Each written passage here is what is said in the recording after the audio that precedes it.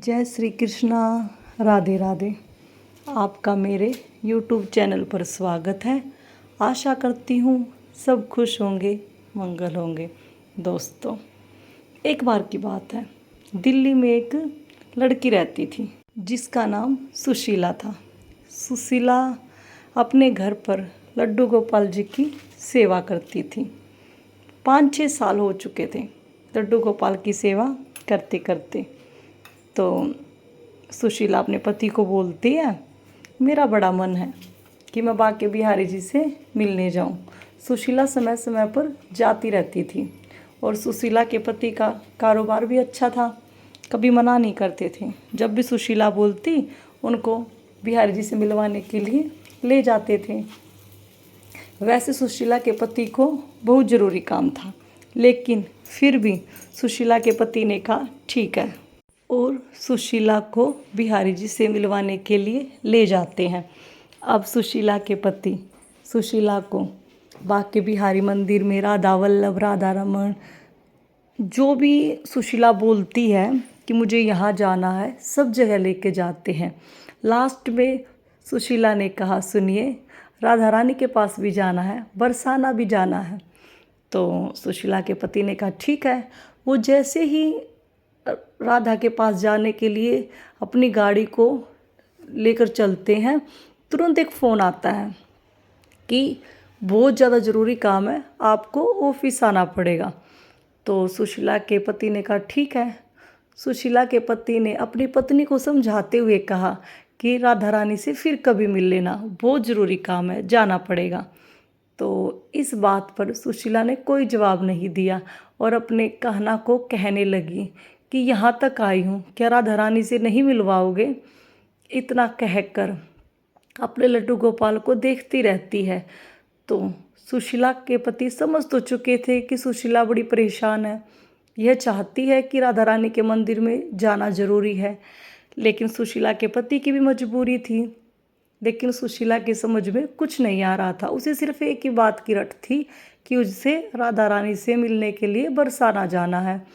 तो थोड़ी ही देर बाद सुशीला के पति के पास वापस फ़ोन आता है कि सर, जो काम था वो हो चुका है, आप आराम से आ सकते हो। तो सुशीला के पति ने गाड़ी को घुमाया बरसाना की ओर। तो सुशीला ने कहा क्या हुआ, हम तो दिल्ली जा रहे थे, अब आप किधर जा रहे हो?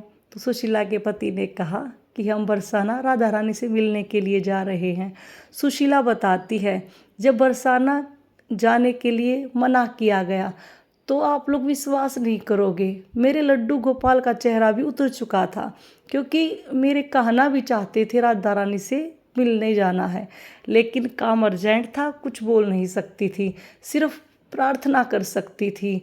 और दोस्तों, ऐसा कभी नहीं हुआ है कि अगर किसी ने भी सच्चे मन से बिहारी जी को ये कहा है कि मुझे आपके पास आना है, उसके लिए व्यवस्था स्वयं ठाकुर जी करते हैं, स्वयं बिहारी जी करते हैं।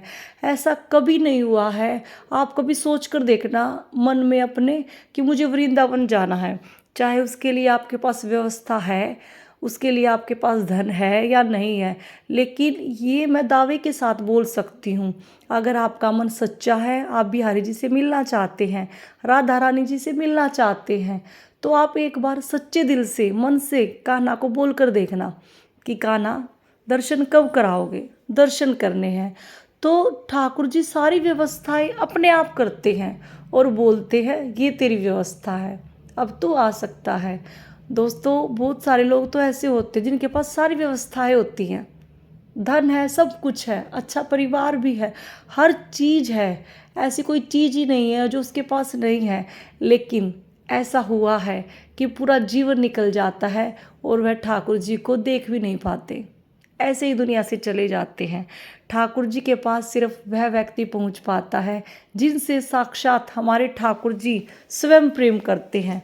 एक आम इंसान, चाहे जिसके पास जितना भी पैसा हो, ठाकुर जी के पास नहीं जा सकता। ठाकुर जी के पास सिर्फ ठाकुर जी के प्रेमी ही पहुंच पाते हैं। ऐसे लोग भी हैं जो वृंदावन की भूमि में रहते हैं, ब्रज भूमि में रहते हैं, आसपास के गांव में रहते हैं, अगर वो चाहे तो पैदल भी पहुंच सकते हैं 2-3 किलोमीटर की दूरी पर। ऐसे लोग भी हैं जो ठाकुर जी से नहीं मिले हैं। क्यों नहीं मिले हैं? क्योंकि ठाकुर जी उनसे प्रेम नहीं करते। ठाकुर जी से प्रेम करने वाला ही ठाकुर जी तक पहुंच पाता है। तो दोस्तों आज के लिए बस इतना ही, मिलते हैं अगली वीडियो में। तो बोलिए श्री कुंज बिहारी श्री हरिदास, राधे राधे।